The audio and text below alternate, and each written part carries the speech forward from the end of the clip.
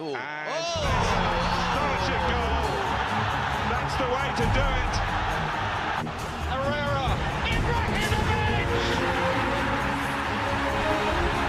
With 3.5 minutes to play. Now Di Maria wants it back, gets it back. Fantastic. That's the luck of the bounce off Gaston Ramirez. Top try! What a day this is turning out to be for Manchester United. Mason Greenwood hits the spot. In he goes towards Muriel. What a save, David De Gea. Brilliant save.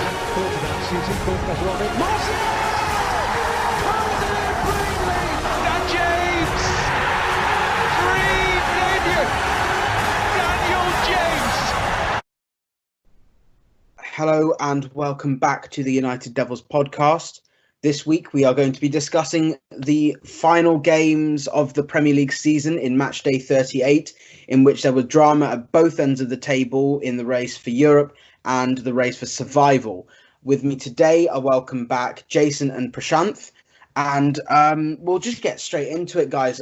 United obviously had a lot to do on the final day after their draw at home to West Ham. They were still third place going into the match, but knew that a point to Chelsea would guarantee they finished in top four. And if Leicester won, United would be in serious trouble and did only need a point, but would rather have the win and finish the season in third place. Obviously started quite cagily. The game sort of kept going on and going on. United only had a few chances and really only half chances of that. Leicester looked slightly dangerous. And I think it's fair to say, as United fans, we were relatively nervous throughout the game, an hour before, maybe with the lineup being, well, I mean, our lineup was strong, but so was Leicester's really. And of course, Jamie Vardy has a really good goal tally against us, 5 goals and 4 assists in 10 games against United before that game. But after huffing and puffing in the midfield, United finally took the lead with their record-breaking 14th penalty of the Premier League season. And, of course, who else but Bruno Fernandes to slot the ball past Kasper Schmeichel for his 10th United goal in 20 games. And then United just kept the ball. Leicester had a couple chances to equalise, knowing that Chelsea were winning at home to Wolves 2-0 and needed 2 more goals, but couldn't quite get there and barely threatened David De Gea. May have threatened Lindelof and Maguire, but they both did really well in the latter stages of the game. And then with a couple minutes left on the clock, Lingard won the ball off Schmeichel and scored his first goal since December 2018 in the Premier League and secured United third place. Prashanth, I'll ask you firstly, going into the game, I've said that I think that every United fan was nervous. Were you confident we'd get over the line in the end, or do you think that United could bottle it on the final day? To be very honest, I wasn't very sure. Like you said, like every other United fan, I was pretty nervous. But deep down, I knew that we just had to hold our ground. I knew Leicester doesn't have that enough firepower. That's one. Second thing, they're missing stage of their James Maddison. I don't think there was anyone in the squad apart from Jamie Vardy who could, kind of hurt United defense. But what I was very sure of the fact was that if the game has got a penalty or if it goes to a set piece, I knew we were going to be in the game. But throughout the game, I was not very comfortable how United played either. Like you said, we were very cagey, right? And even in the second half, we were not very fluent. But having said that, it was thoroughly a professional performance. Yes, we did scrap out the win and we did have to grind it out. But hey, who cares? As long as we are in Champions League, I'm not just bothered how we win. Thank you. Yeah, absolutely. I mean, all that matters really is the win at the end. Ole Gunnar Solskjaer came out and said we didn't play the best, but honestly, United could have settled for the draw, but that's not in our DNA. We fight for every win. We try and get the result by playing attacking football when necessary and almost all the time, really. Jayson, would you say that this was almost a classic game under Ole Gunnar Solskjaer where we didn't see a lot of the ball, it was a bit sloppy, but we got over the line? Or would you say this is something that you're looking forward to seeing next season? Well, I think there's definitely an approach to this match that was a little different than others. And I did the reaction videos for the West Ham match and for this one. And I said at the end of the West Ham match, as much as that was so frustrating, at least getting the draw gave us 2 ways to get into Champions League. We just needed a draw or a win, right? So it felt to me like United played this match almost like in a way tie of a first leg of a cup match, which I was fine with. I think that's exactly how you should have approached it. We needed to not lose first, and then we needed to, take our chances when given, but not, do anything too crazy, whereas to create lots of chances for Leicester to beat us on a counterattack, which is what they try to do through Vardy with the long balls and the speed that he has and his ability to finish. So the only way we were going to get in trouble, I thought, is if we fell behind. Once we got the goal, I knew we would kind of sit back and kind of play to try to almost, like I said, like an away tie, almost to like protect that goal because we only needed a draw. I was so glad they got the win. Like that was bonus because obviously you'd rather finish third than fourth for seeding and for, where you go in Champions League. But it was one of those like deals where you need to take it in steps. Like absolutely goal 1, do not lose. Get the point, get Champions League. Right. And then once you get the goal, now it's okay, protect that goal, maybe win. But if Leicester equalized, and I actually thought they would equalize because we were giving away way too many free kicks, which is like how Leicester scores. They score on basically mistakes, encounters, and garbage free kicks. That's how they score. So, but I was okay with that. If it ended 1-1, I would have been fine. But the one thing I do want to mention as well is getting Lingard scoring. You had to feel so good for him, right? Yeah. Don't you guys think? Absolutely. I think the fact is that he's had a really rough time of it. He's obviously said that his form has affected his mental health, which you never wish on any player, no matter how badly they do play. Of course, I think it's fair to say everyone's been critical of him, saying he needs to leave the club. That hasn't changed for me. I still think he would shine better where the spotlight is much duller. And say no disrespect to them, but maybe a Leicester, a West Ham, maybe even a Wolves team, which really do well on the press. He'd do really well with his energy, in his drive on the ball, and who knows, maybe he'll get a few more goals and compete more in a team. So I can honestly see him definitely leaving the club. I think. From the minute he signed Mino Raiola as his agent, that was a sign that he was looking at other options. And honestly, I don't think that's changed in the last few months, especially even after that goal. Yeah, no doubt about it. No doubt. But again, whether you like the player, dislike the player, or whatever, you had to feel happy for him. That was a big moment for him. And it's something he'll remember for sure. Yeah. Of course. Just add on what you guys were saying. I mean, as much as I love Lingard, when I say love Lingard, it's not that I want him to stay. But yes, I mean, he's a decent player, but he's just not what we need right now. I wouldn't call him a mediocre kind of a player, but he doesn't add any value to the current squad. Nor is he going to push, let's say, a Greenwood or a Martial or a Rashford for their spots. One important thing, what we actually got out of the whole Leicester win was, no one can call us bottlers anymore. I mean, after the West Ham and the Southampton game, a lot of questions were asked on Ole Gunnar Solskjaer as well as for the team. Can these guys turn up the heat when it matters the most? I mean, most of the fans had completely given up, saying that, they can't win against West Ham, they can't win against Southampton, which they should have for whatever reasons. And we are taking the game to the last game of the day, last game of the Premier League. Do you really think this team has got that mental ability to turn up the heat? I think that has put to completely rest. One of the the reasons what I think has is because we were in control of the first half totally. When I say totally, it means that they were completely playing for the fouls. There was nothing else. But later in the second half, when Lingard had specially come, the pressing changed altogether. Of course, the players were tired and everything. but there was a sense of urgency as soon as Lingard came, and probably that's the different part which Lingard adds. But is it what we need right now? No. Can he or should he leave the club? Yes, it will be better for him. And like you said, if you have signed someone like a Mino Raiola, I think the doors for Serie A is also open. Probably he should just go to Italy like Ashley Young or Victor Moses or anyone, because these are the kind of players who would do very well under managers where you need to be very selfless. That's one important trait in Jesse Lingard. He's very selfless. He will press for the whole team. But our kind of football has changed a bit. We no longer press that much. We totally rely on counter. So somewhere down the line, Jesse Lingard has started to fade. Or let's say, he's not going to push a Martial or a Rashford for this spot. Definitely not Greenwood.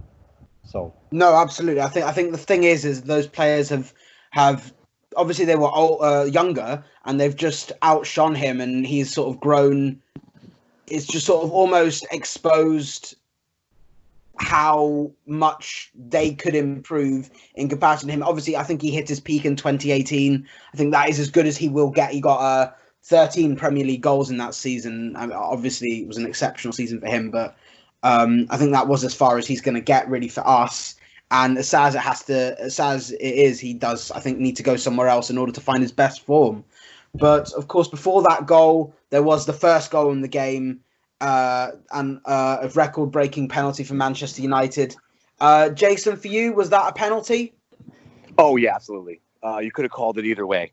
You could have called it on Evans, or I forget who the other player that was challenging.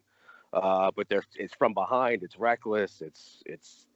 I mean, it gets a piece of the ball, but a lot of the player. To me, and the player first.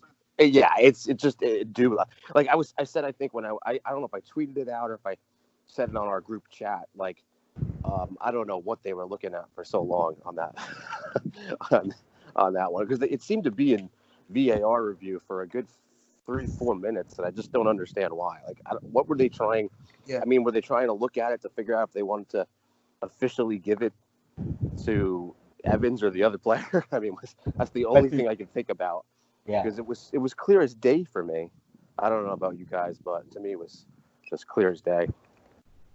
Yeah, I think it was fairly clear. Would you agree with that, Prashanth? Yes, I would. I mean, first and foremost, I would like to thank Johnny Evans for that. Once I read always.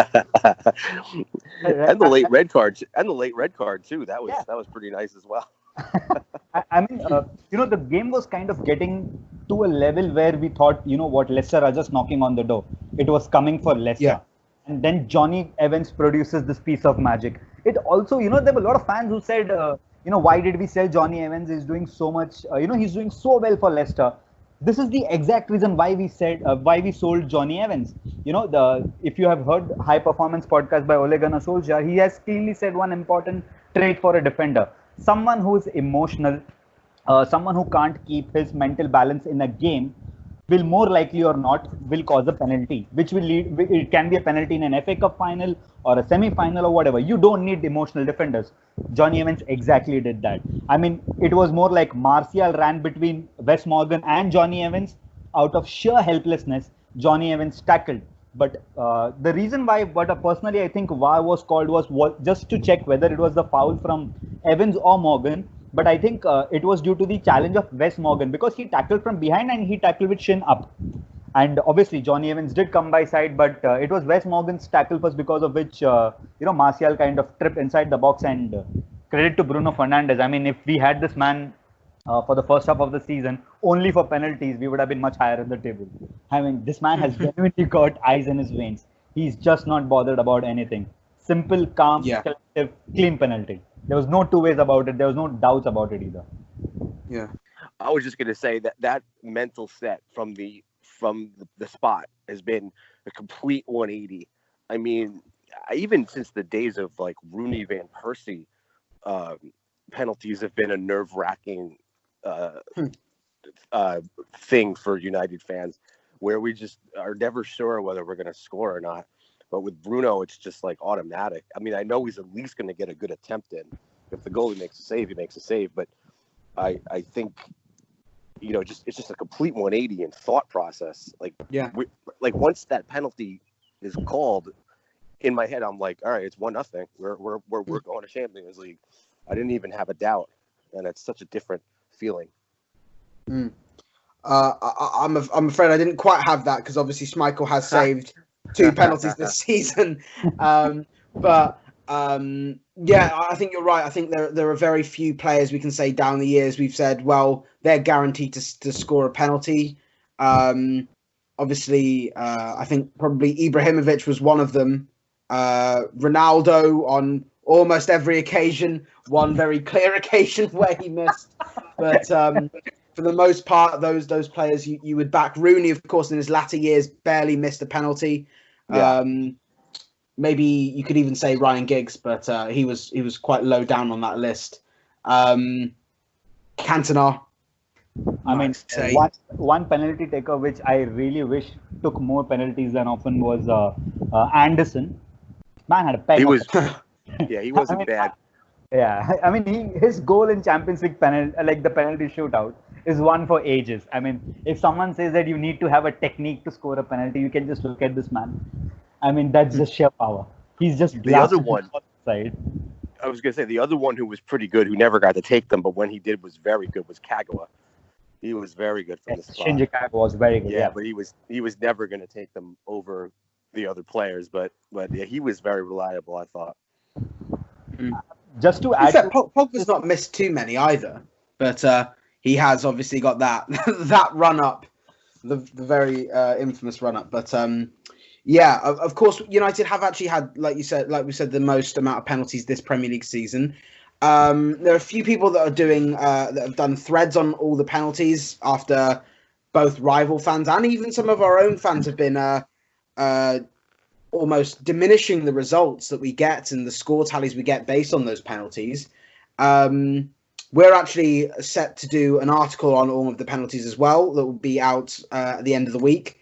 But of course, this was another one. This was the record-breaking one in the Premier League season. I believe Leicester, in their title-winning season, had the most before that day, and Crystal Palace in 2004 to 2005. But would you say that... Actually, Prashanth, how would you say... Why do we get so many penalties? Is there a specific reason for it? I mean, the first reason what I would say is I would quote someone who's one of the best defensive coaches in modern football or managers in modern football. That's Diego Simeone. So he was recently asked, do you think it's fair for Real Madrid to win the title with so many penalty goals? So what Diego Simeone said was very simple. He said they get penalties because they attack more. I mean, unless you attack, you are not going to get penalties. Of course, I do understand the fact that, you get 14 penalties in a year or throughout a season where people are going to roll their eyes and say, is it fair? Is it unfair? Like the olden days where people used to say Fergie bought the ref. Is it the case? But there is no ref anymore. There is a VAR system. So someone who did a thread, what I was doing was I was just trying to research and see what were the different occasions when we have got the penalty. So out of all the 14 penalties which, the person had mentioned in the thread, there were a couple of them which could have been avoided and VAR should have done better. For example, the one against Wolves, where Pogba was clearly, I wouldn't say a dive. He lost his balance. But when you look at it from the other angle, it clearly looks like Connor Cody kind of just tripped him. So it's like he's trailing leg. Exactly, it's a trailing leg. So if you're a ref who's standing behind, your first instinct is, point to the spot. But I think they went for VAR and the decision wasn't changed. Let's keep that aside for false. That's the first one which I think should have been avoided. Now the second one, which I think was a very glaring mistake by the ref and VAR, for that matter of fact, was against Leicester in the home fixture. I mean, it was Rashford versus Soyuncu, and both are very quick players. We knew who was going to win it because there are very few defenders in Premier League who can catch Rashford for his pace, and it was Soyuncu. And by the time Soyuncu tackled, Rashford was already past him, and it can definitely look like a dive. But when you look at closely, he has won the ball. I would give the benefit of doubt to Soyuncu instead of Rashford. That was another penalty call which I think should have been avoided. And the third one, which I think should not have been a penalty and in fact should have been a yellow card to Daniel James, was versus Norwich. I mean, he cleanly elbows Godfrey from behind. That should have been a foul first on Daniel James. Then we'll talk about penalty. And I mean, if it's a foul, you stop the play, and it's always going to be Norwich's free kick from there or a goal kick, either of it. But those were the three penalties which were very glaringly can be avoided. So 14 minus 3 is 11. Now let's talk about the penalties which Manchester United did not get. For anyone who has watched the derby very clearly, there was one special incident where Fred was wreaking havoc in the game, and he was attacking and during our home fixture, and once he went inside the box, Nicolas Otamendi tripped him, and Zinchenko, who was coming from behind, could do very little. He kind of held his hand, but it was not a genuine, it was not like he was pulling him back. It was more like just a, touch. But that was clean penalty inside the box. You trip the player. The decision, yellow card to Fred for simulation. Similarly, another one which is very clear in my mind is Anthony Martial versus Crystal Palace in the home fixture, where the defender kind of literally pulled his t-shirt, did not let him run. It was penalty for two reasons. One, you can't stop someone who's directly on the goal by pulling someone's t-shirt. I can understand if it's a shoulder push or, a push something like how, Nemanja Vidic used to give, just push inside the box so hard that the person cannot get balance to score. This has been literally pulled. When I say a pull, you're dragging someone's t-shirt out. How is that not a penalty? And what the ref said was goal kick. And for anyone who's watching that game and you saw it in replays and you were like, really? And then they label us Manchester United. And, over a course of one whole year, I somehow believe that it gets evened out. So we were denied, we were given 3 unfair penalties as per fans, but we were denied 2 as well. So anyways, we've got 1 extra. So I'm more than happy with it. Yeah, I can't disagree with that. Would you, Jayson? Yeah, I mean, I think there's a couple things in play here. Like, number one, I think you get a reputation as a squad who either earns penalties or doesn't, right? So I think in football, if you're constantly attacking, and under Ole, we've sometimes lacked creativity in the final third, but we do attack the box. You know what I mean? So when you attack the box a lot, you're going to get some calls. Also, I think personally, it's a lot like basketball, where you get a reputation and you kind of have the referee looking for fouls and penalties, and I think part of that is, you get a reputation for earning fouls and earning penalties, and you're going to get some calls. So I do understand why, when you see that we have had so many penalties awarded, where some fans would be upset about that around the league and thinking that they're hard done. But when you watch the squads that don't get penalty calls, they don't attack the box. Like Tottenham, they don't get a lot of penalty calls because it's Mourinho, because it's everything on the outside, because it's crosses, and because it's not, it's back passing. You get reputations, and United is starting to get a reputation as an attacking squad, and you're going to get some calls. Like I said, it's just like basketball. And in terms of it evening out, I totally agree. I think, we have a couple of questionable ones and a couple that absolutely should have been penalties, and then ones that were, controversial, like where we got them, like the Bruno one against Villa. Like, it's arguable either way on that one, I think. But I think you get the calls because it's almost like people say certain teams are lucky and certain teams are unlucky. And it's like, I agree to that to an extent, but I also think you create your own luck. United created opportunities for the referee to blow his whistle because they attacked the box. And to me, that's the simplest way to answer that question. Is that's why we get calls, because it's like the basketball teams that get free throws. They go to the basket. They get foul calls. They don't shoot 3-pointers all game. So if you're shooting from range, you're not going to get penalty calls. If you're attacking the box and sometimes pushing the envelope, you get calls. And I do think there's an art form. I mean, I know people, call people divers and cheaters, whatever, but it's part of the game. Like Bruno earning that penalty call against Villa, he wrong-footed the guy. And did he create contact? Possibly. Could you blow that the other way for simulation? Possibly. But Bruno's a guy who knows how to attack and knows how to make players be off balance and and like a basketball player, draw fouls. So to me, that's what it is. If you want penalties called for you, you have to attack the box. That's the bottom line.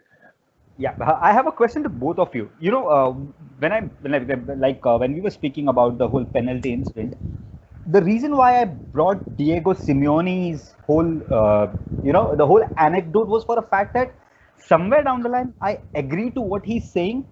He's saying that you get penalties only if you attack. So are we seeing a Manchester United who is keen on scoring more goals? They are not ready to sit back. But the counter to that is we have not been good against teams who are playing low blocks. So is this one way where they are is this one kind of a strategy, or is it a plan to win penalties, or do you guys think it's possibly we are just taking the easy way out? Do you want to go first, or should I? Yeah, sure. Yeah, I think when it comes to a lot of the penalties, obviously, I think quite a lot of them are the first one of the game. Obviously, the Chelsea one, the City one, the Tottenham one got us back ahead. The Villa one was the first one of the game against Club Brugge too.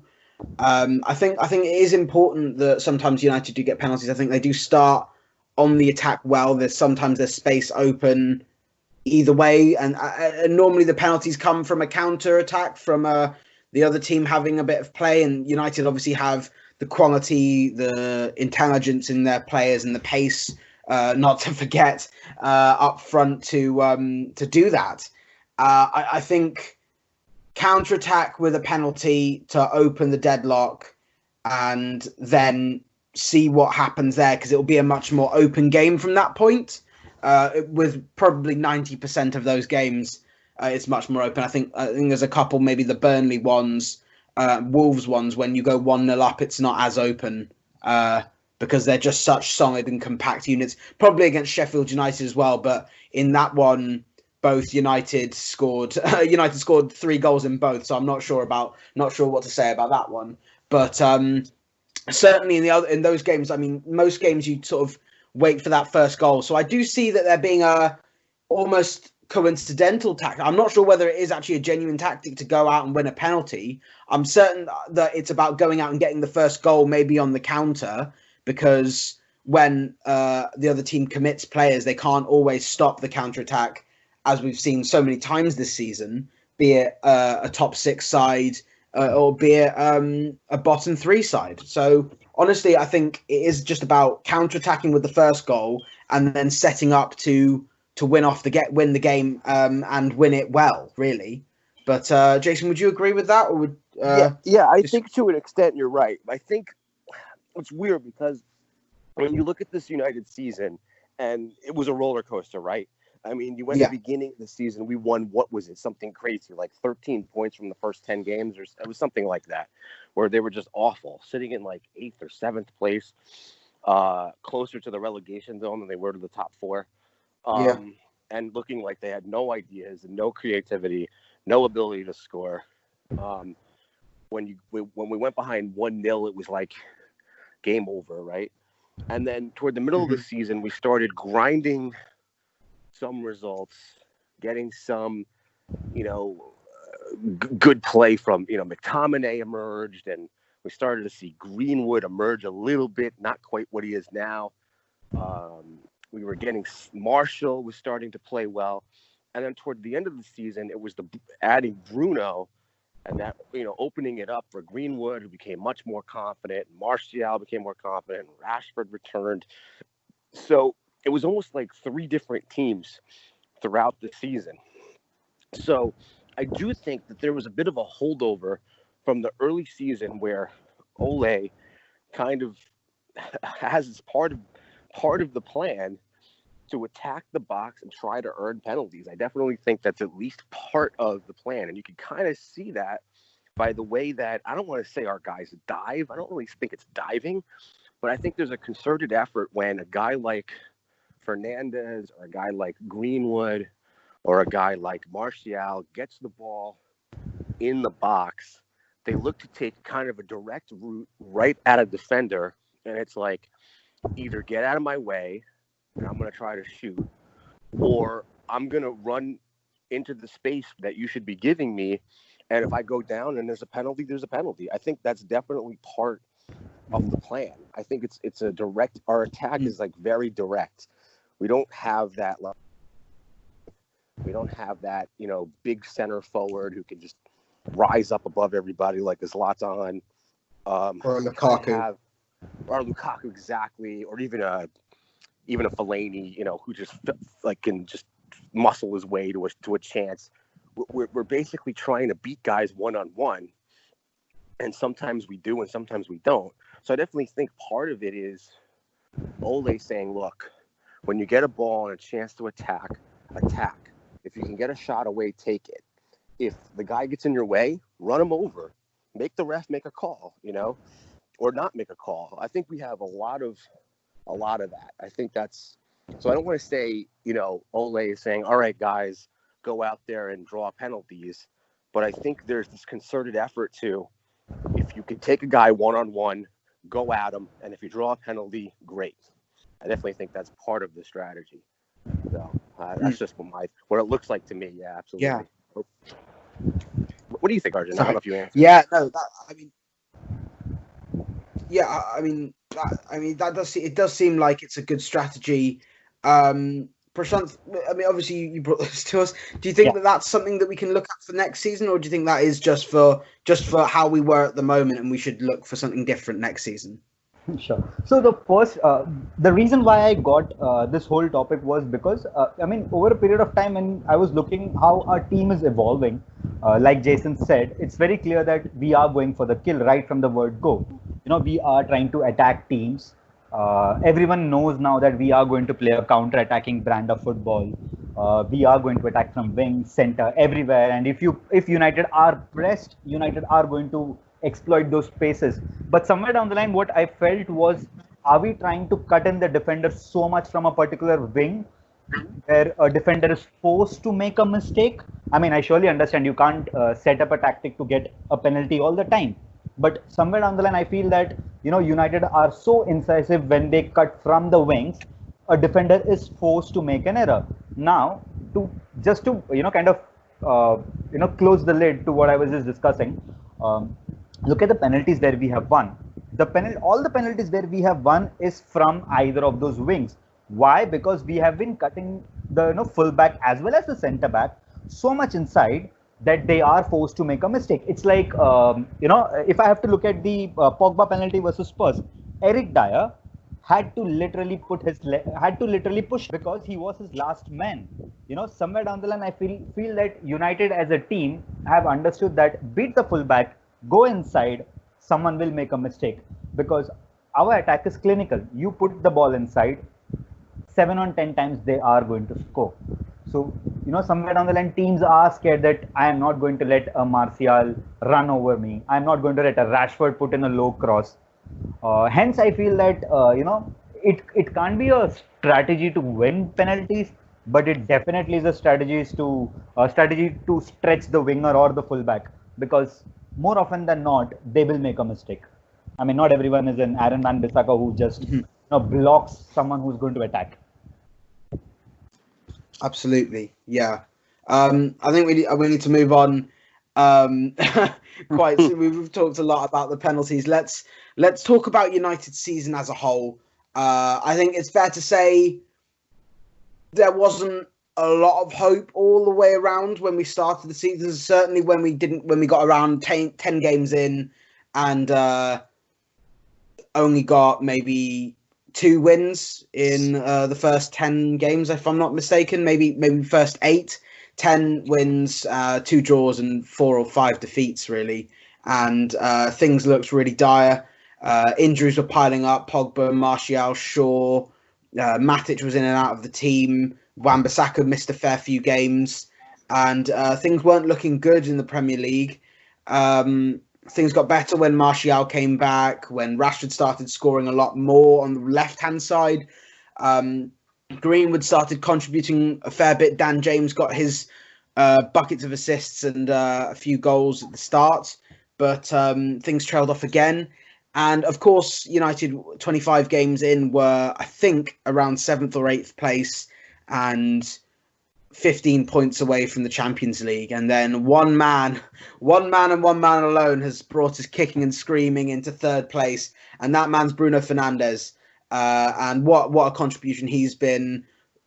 His goals, his assists, his positioning on the pitch, his mentality, and pretty much just everything he brought to this club. He's influenced on every single player, on the manager, on the players that weren't even playing, like Paul Pogba and Marcus Rashford, who have come back and done really well. Honestly, do you think that things would have got a whole lot worse? I mean, certainly, Jayson, did you see us finishing in the top 4 without Bruno Fernandes? Oh, definitely not. I think that's a clear question. That's a clear answer to that one. I think he changed everything. He made it where we went from a squad that really didn't have any ideas in the final third, except for, if Marshall had one of his big games or if Rashford had a big game, to a team that has a consistent now focal point of the attack, someone to distribute the ball in position to actually do something with it, with the ability to take defenders on, which is what Bruno is. I think without Bruno, we're talking about, a 6th or 7th place finish, hoping to get into Champions League by way of Europa, and just hoping to grind results even there against, teams that aren't even that good, really. And just being that middle of the table plotting team. And I think he changes everything. I think as good as Pogba is, people have this notion that Pogba is, because he's so highly paid, that he should be, a guy who scores 20 goals and gets a ton of assists and dominates the midfield. And it's not really what he does. He's a guy who can score, can distribute, but is more a lockdown defensive mid that can, transition from the defense to the attack. He's not really that superstar, carry a team on his back, Ronaldo type, right? I'm not saying Bruno is Ronaldo. He's obviously, that's like, crazy comparison, but Bruno has that ability to change a game on the offensive standpoint. He doesn't impact the game defensively as much as Pogba does. But, Pogba's the kind of player who can play off of Bruno. And once we brought Bruno in, then it became a partnership where Bruno could be the attacking piece and Pogba can defend and transition. And then we became from a disjointed squad to a legit squad that could actually challenge for top 4. And the form just took off. And you saw after Project Restart, we were, at one point the most informed team, and then by the end of the season we were at the very least among the top informed teams, and deserved the top 3. One last thought: no one should be celebrating getting top 4 or feeling like it's job done that we got back to Champions League. There's still work to be done. I do want to win Europa, but what I want this to be the start of for Ole is back to the old days. Not so much, always winning the title every year. That's a crazy expectation. But competing, exactly, and till the end. Where I went into seasons not saying, "Oh, I hope they make Champions League." Champions League was a given. Champions League should be a given here. And that's where it's not quite job done, but it's like getting top 4, getting Champions League. That's bottom line, must have every year, and we got it. So that makes me think as a whole, we're starting to transition to where I want to see us. What do you guys think? Yeah, no, absolutely. I think there was a message done by Paul Scholes where it says, celebrations, no, progress, definitely, and that's the real main message. We're back where we need to be, but we need to be in the fact only in the sense that we're back in the Champions League. We need to be competing for a title every season till the bitter end. United, obviously under Sir Alex, never finished below third place, and that's obviously a crucial message that where United need to be forever, full stop, really. Don't need to win the title straight away. Obviously, winning the title straight away would send a massive message that United are back, but at least competing and not being top. I mean, obviously, even when we were second place under Mourinho, it was really, I think the title was over by January, and really there was no, it was just about finishing second place and showing that we were the second best team in the country at the time. But I think it is important that we compete on all cylinders. We get that Europa League trophy. Solskjaer needs some silverware to finish off the season because he knows that one of those former player managers will be guaranteed an FA Cup trophy. Arteta or Lampard obviously playing on Sunday. So one of them will be getting a trophy. And United will probably say they'd rather give it to Chelsea than Arsenal, so that United is still in the running for equaling Arsenal's record of 13, realistically. But it's obviously open to opinion. I do think, I think that's right. Would you agree with that, Prashanth? Yes, I totally agree. And just to add on to what Bruno has brought, I mean, throughout history of Man United, there are certain players who come in and change the perspective of others around.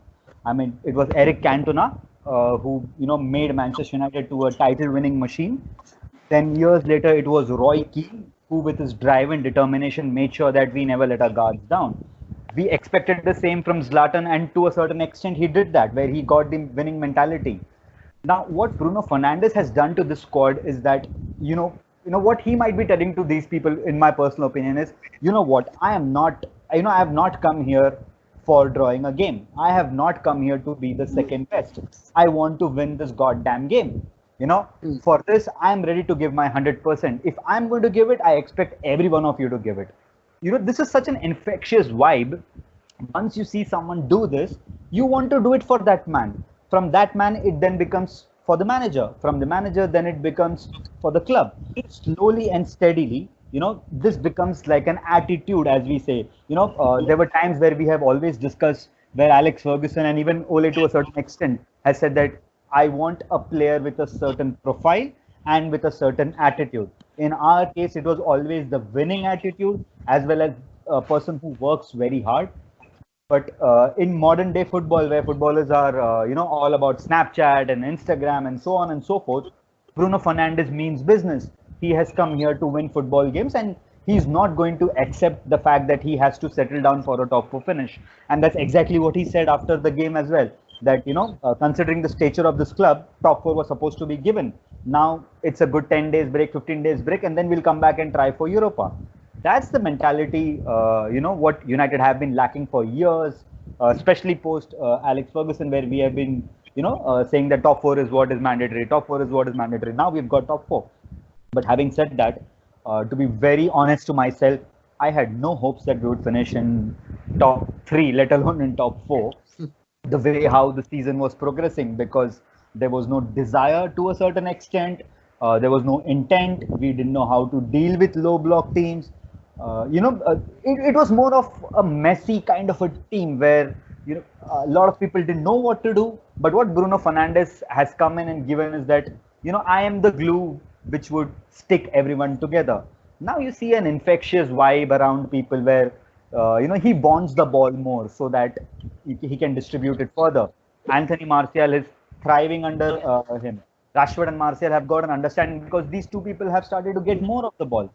Another important aspect which I would definitely want to highlight is the fact that what Jason mentioned, Paul Pogba is an enigma. You can't expect him to drop a 10 on 10 each game. Personally speaking, if I had to pick up Paul Pogba's best game this season, I would pick the Leicester game, the last game of the season, because that was a very matured performance by Paul Pogba. People forget that Nemanja Matic was struggling to a certain extent because, he was not his silky best. Paul Pogba dropped 20 yards behind. He controlled the midfield. He was setting everything in order. He was also trying to go in attack, but he knew that it was not Matic's best day. That's a kind of intelligence and a team player what you need from someone like Paul Pogba. I'm not bothered if he does not rack up numbers like Kevin De Bruyne, where he gets 20 goals or 15 assists or whatever.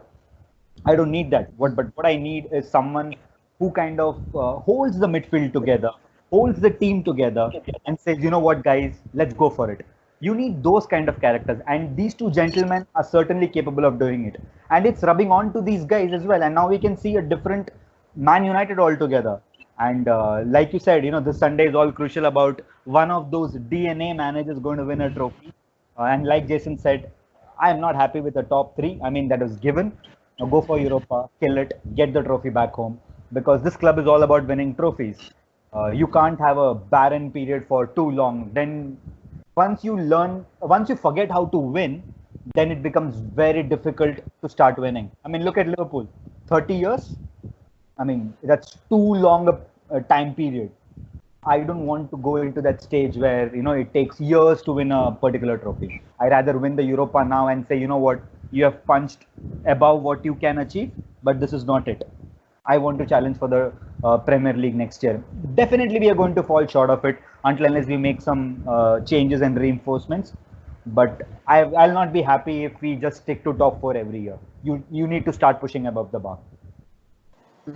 Absolutely. I think obviously, I think that's really true.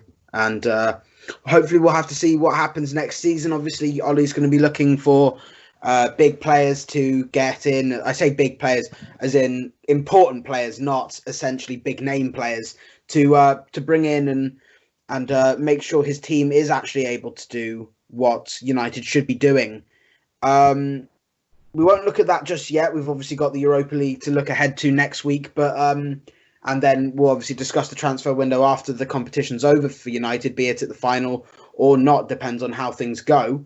But we'll just wrap up the Premier League. Firstly, we'll just do some quick fire awards if you want. So specifically for United. Just quickly, we'll go through best player for the season, overall for the season. Jason, who is it for you? Well, it's tough because it's such a short period of time, but it's such a huge impact. To me, it has to be Bruno. The only other guy you could possibly maybe consider is Maguire. Wan-Bissaka? I was going to say Maguire. Wan-Bissaka is a good shout too.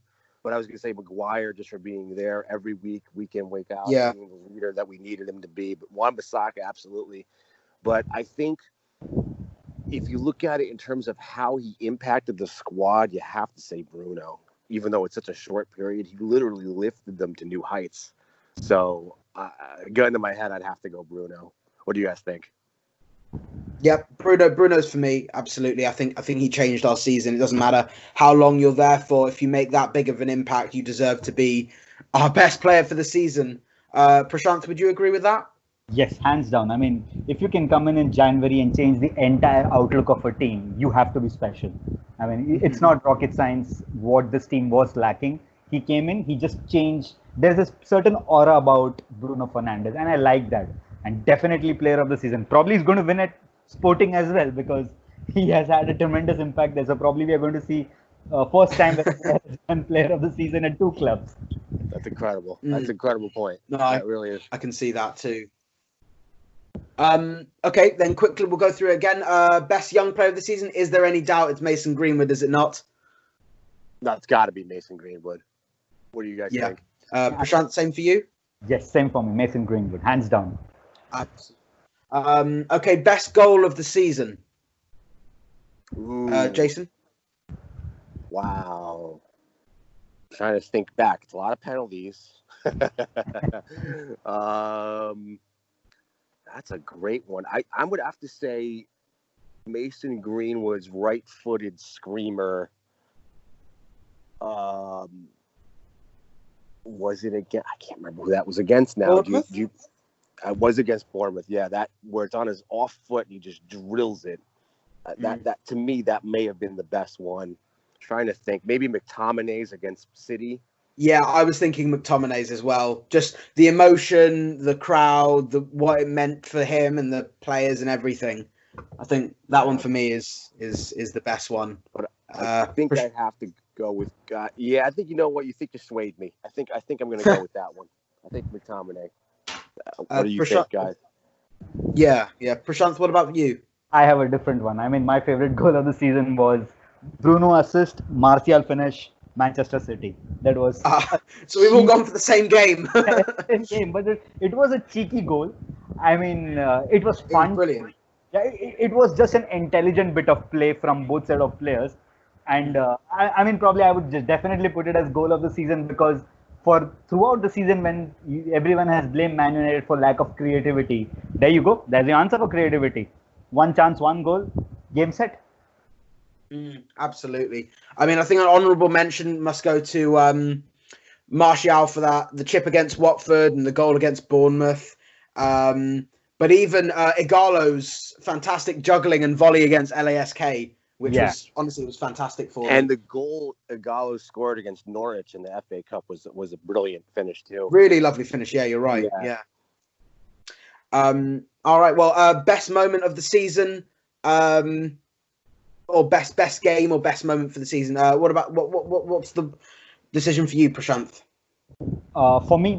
For me personally, the best moment of the season was if I had to pick one, I would definitely pick the Leicester game, Bruno's penalty, because the entire season was riding on that particular moment. And personally, we all heaved a huge sigh of relief as soon as the ball went inside the goal.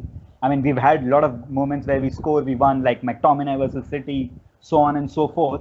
But if our entire season depended on that particular goal, and probably that's the moment of the season for me. Once the ball went in, I mean, we all breathed a huge sigh of relief. Yeah, I can agree with that. Jayson, is that it for you? Yeah, I was going to go along the same lines. I was going to say, for me, that was a great moment because that really, like you said, that was the sigh of relief moment.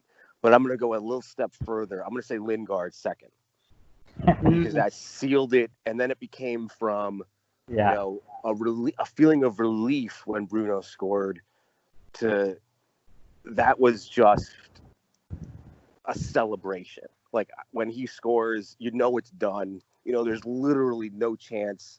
You could give, Leicester, 11-on-1, and they don't have enough time to come back. You know what I mean? Like that was just, it's over. It's done. We're back in Champions League. That to me, that was, and then plus with the added bonus of it being Jesse Lingard. That's So to me, we can talk about all the goals in the season and how everything has been special. But if we had missed that penalty or if we had not won against Leicester, the entire season would have been a big waste. If I had to use the word, absolutely, totally agree. It would have sort of meant all the work was undone just with that final game, and it's. I just watched Moneyball yesterday, but it was like, it doesn't matter if you lose the last game. Exactly. That's kind of what it felt like. The opposite anyway. Last, right? If you ate first, you're last. No, I'm just kidding. But that was. And you know what? I was thinking about that because I've always been about trophies, right?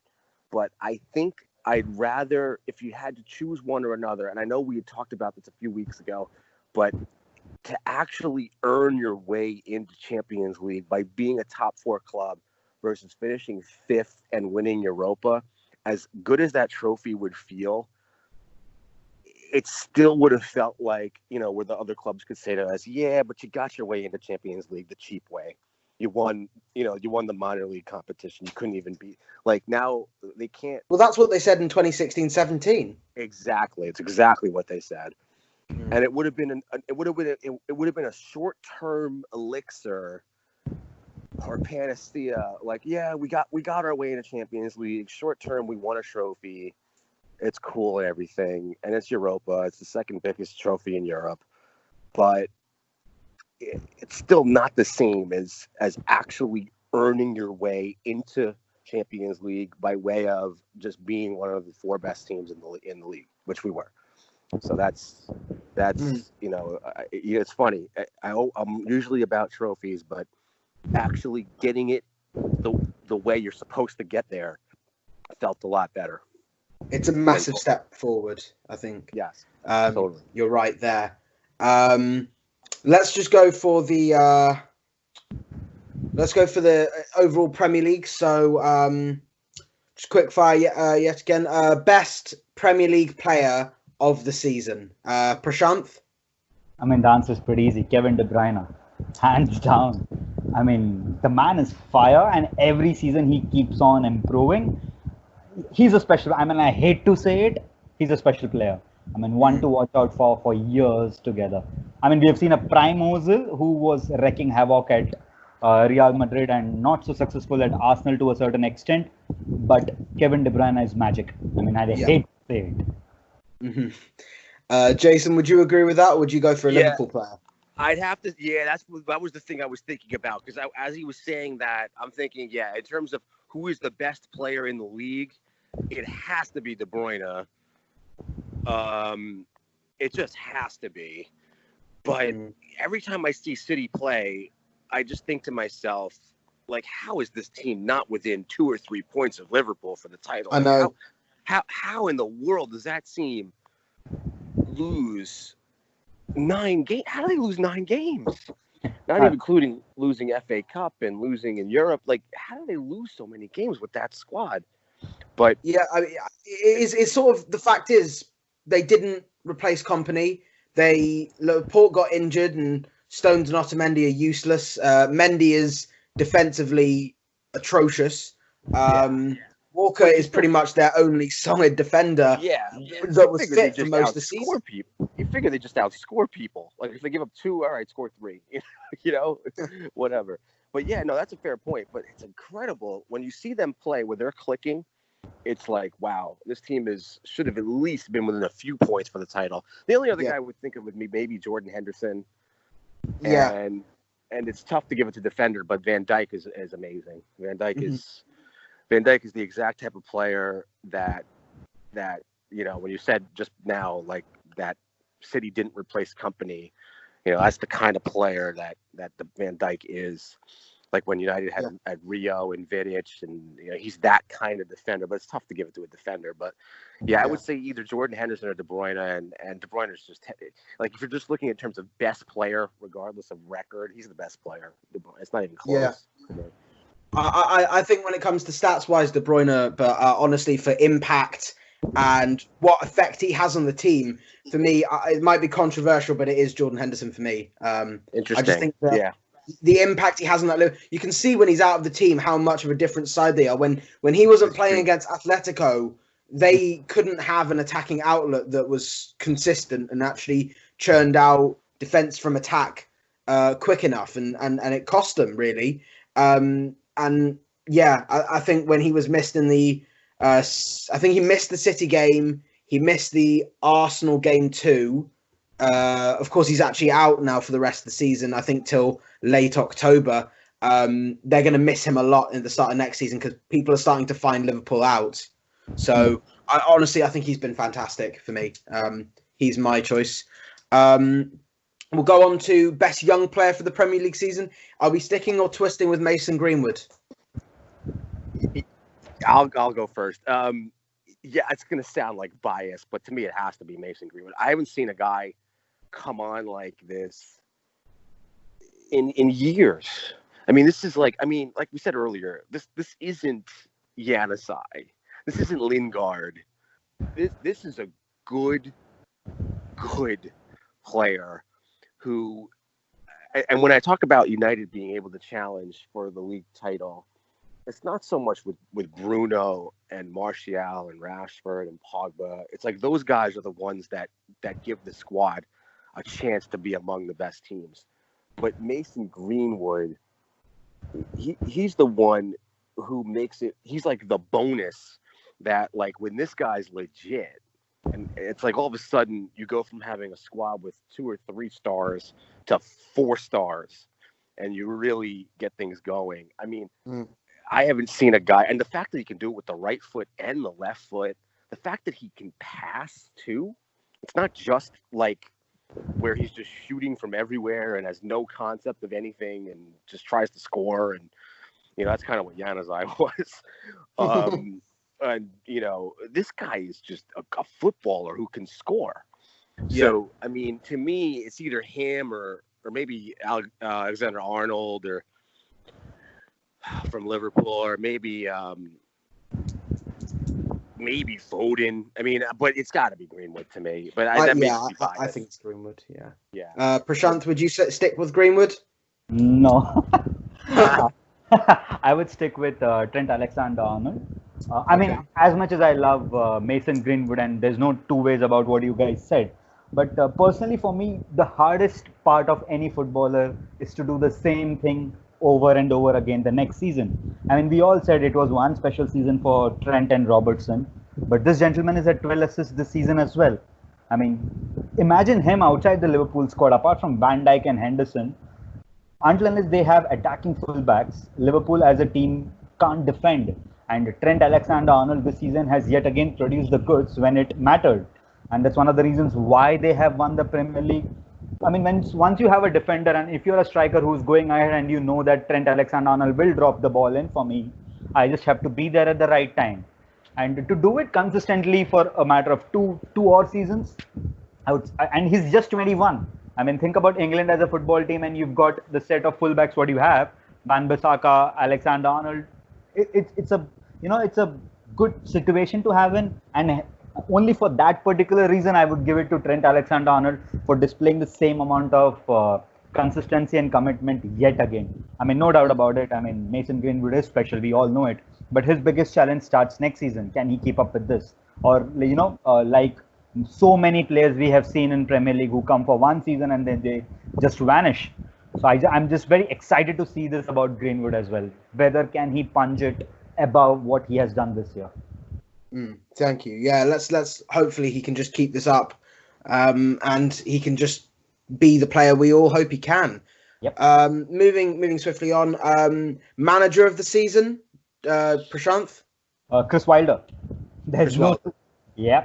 I mean, almost everyone kind of thought that Sheffield, what will they do? Let's see how they go about it. Slowly and steadily, Chris Wilder has built a team which is sturdy, which is difficult to beat. I mean, not for us though. I mean, it's a team which means business. They are compact.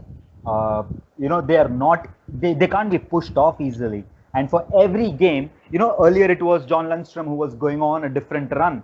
And for every game, they have someone or the other who stands up and delivers. I mean, you've got 54 points in Premier League this year. You are tied with Arsenal and Burnley for 9th place. That's a decent finish for any team who's come into the Premier League.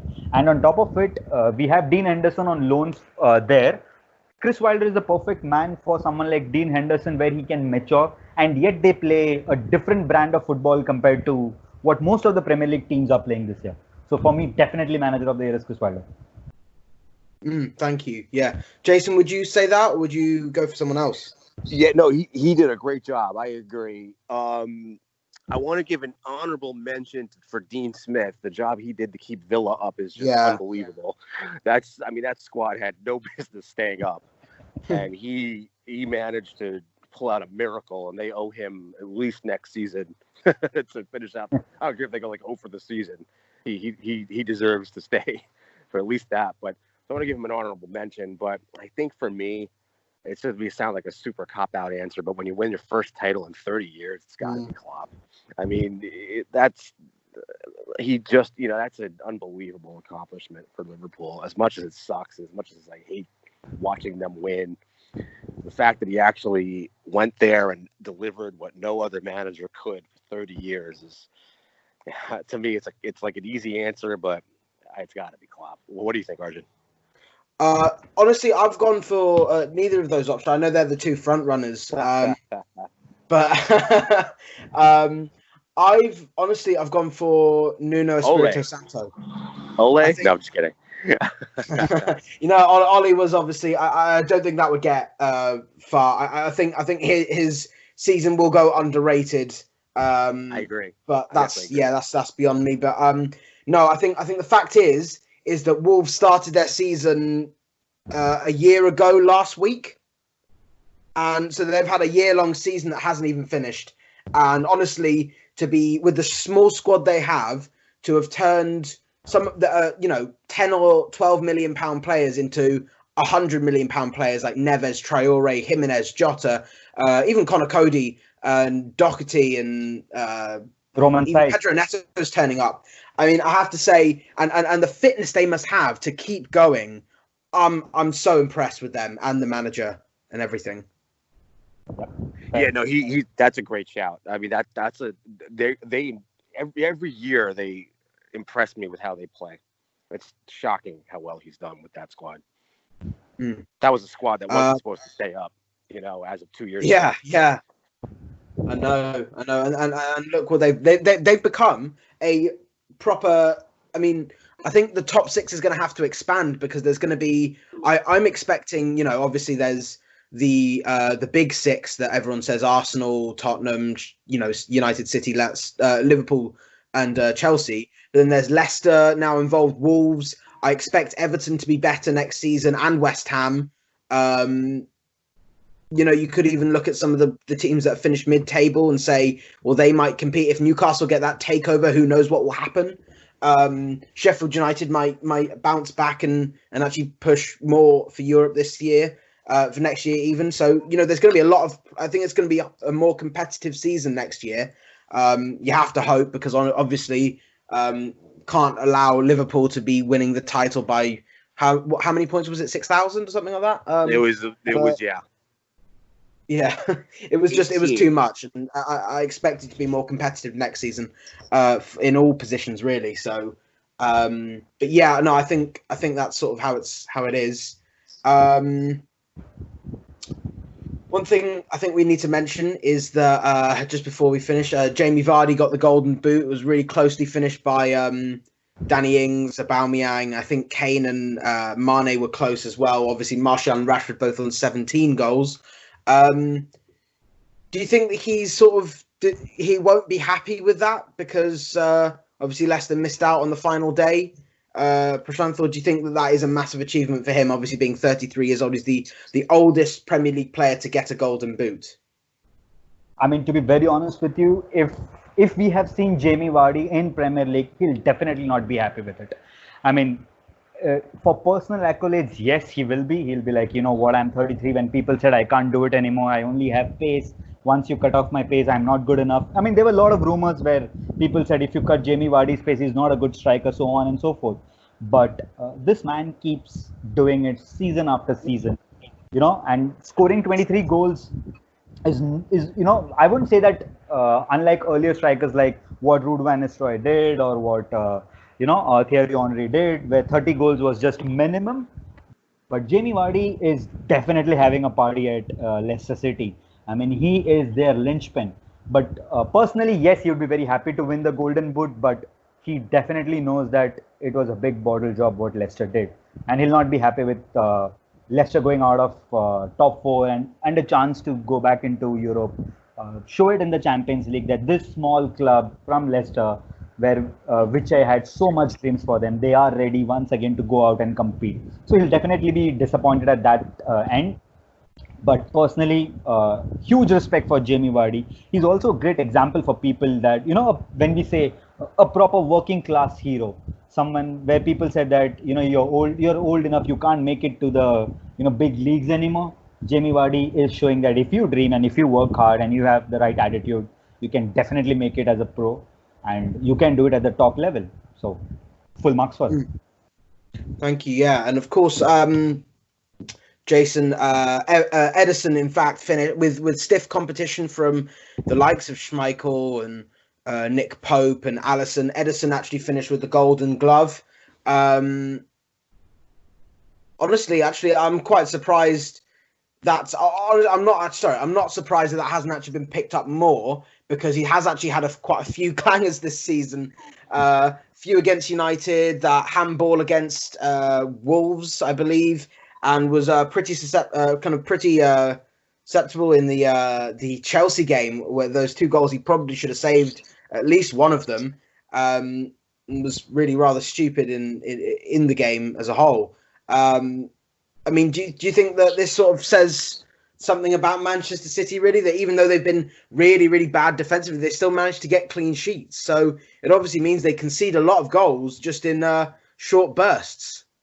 Yeah, I think he's a prime example of, like, sometimes a goalie's defensive record can mask deficiencies in defense. Like when De Gea was at the top of his game, everyone used to talk about United's defensive record and say, "Oh, their back line is so good," and it's like, no, he made like 6 amazing saves that all should have been goals.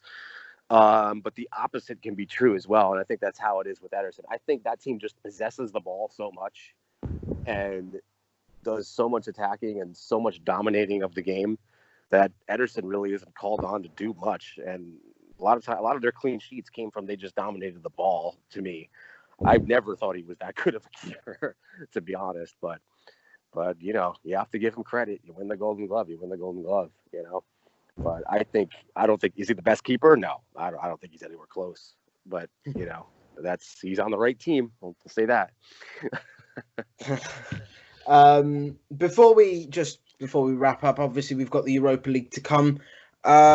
Just quick, do you think we're going to win this one, or do you think it's going to be there's a lot of more competition than there was 3 years ago? Prashanth, you go first. Yeah.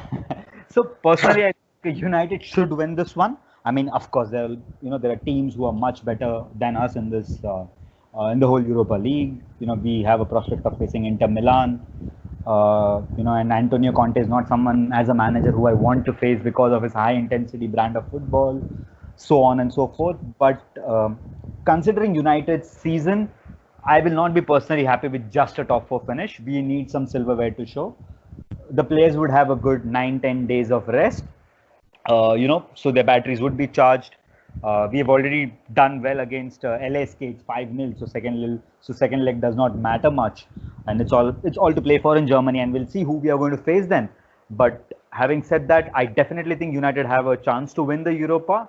Obviously, we need a lot of additions and reinforcements, but that's no excuse that why we shouldn't win Europa this season.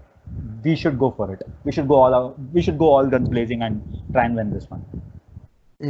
Thank you. Yeah, would you agree with that, Jayson? Do you think we've got the best chance? I don't know if we have the best chance, and I don't know how motivated they're going to be now that they have the Champions League. But it's on Ole to get them revamped. I mean, this squad needs silverware. They really do. I really wanted FA Cup. Like, the fact that they played really so poorly in that match against Chelsea was so disappointing. And then to have a chance scoring that goal to get it to 2-1, just to, a few minutes later, just to go back 2 behind. And I want to harken back to something that Prashanth said earlier in the podcast when he talked about learning how to win and knowing how to win. And that's why getting Champions League is so important. It's not that, that's the be all end all goal. It's that you have to keep that winning mentality going and expecting to win. When they played that match, even the match against Norwich that they managed to pull out in extra time, they looked like a different squad. They looked tentative. They looked not, expecting to win. They looked hoping to win. And the way you develop a winning mentality, because it started to work under Mourinho until it fell apart when they had that treble, the weird treble that we had back in 2016. With Europa and I believe the FA Cup and I think the Community Shield, we had started to develop that winning mentality, and that develops by consistently being in Champions League A and lifting trophies B. So I'm interested to see how Ole gets these guys back focused on a competition that's been paused for 5 months at this point, 4 months. I mean. So, and really without much riding on it, because we already have earned our spot in Champions League. But we have to start valuing trophies again, and we have to start expecting trophies again. And the only way to do that is to win competitions, not just get to quarterfinals and semifinals and losing in finals. That's not what we need. We need to win. Thank you. That's quite right. So, and United will be looking to seal their seal their place in the quarterfinals next Thursday. Of course, they have that 5-0 lead away from home against LASK, and will probably look to equal, if not increase, that scoreline in the home game at Old Trafford. I'm afraid that is all we have time for this week. Thank you for listening, and thank you to both Jayson and Prashanth for joining me. It's a pleasure as always, guys. If you have any questions or any topics you would like for us to discuss, please comment below on the YouTube video or on the Twitter or Facebook post, and we will ask them on the air and give you a shout out on the posts. And if you enjoyed this video, please like it and subscribe to our channel and follow us on Twitter for more of our content.